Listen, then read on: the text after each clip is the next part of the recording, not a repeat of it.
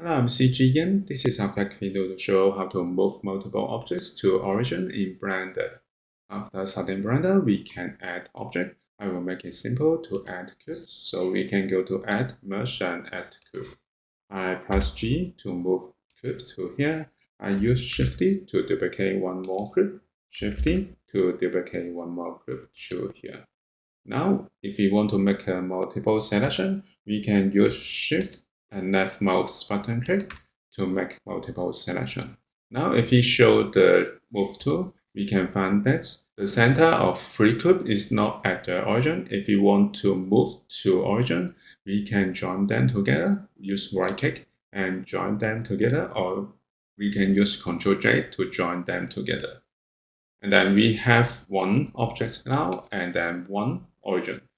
Then we can move the origin, so we can go to objects and set origin to geometry, or you can try origin to center of mass. In this tutorial, I will use origin to geometry.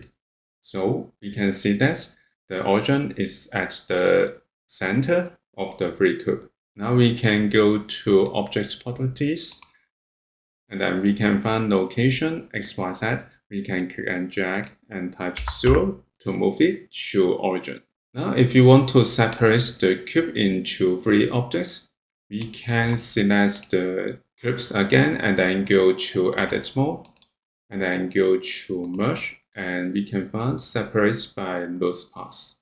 Click it to separate into 3 objects.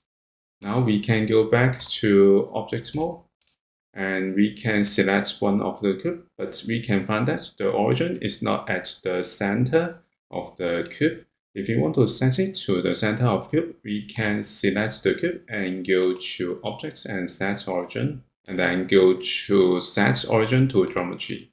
So we can do the same thing to another cube and for the third cube.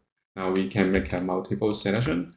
We can see that the center of the free cube is at the origin.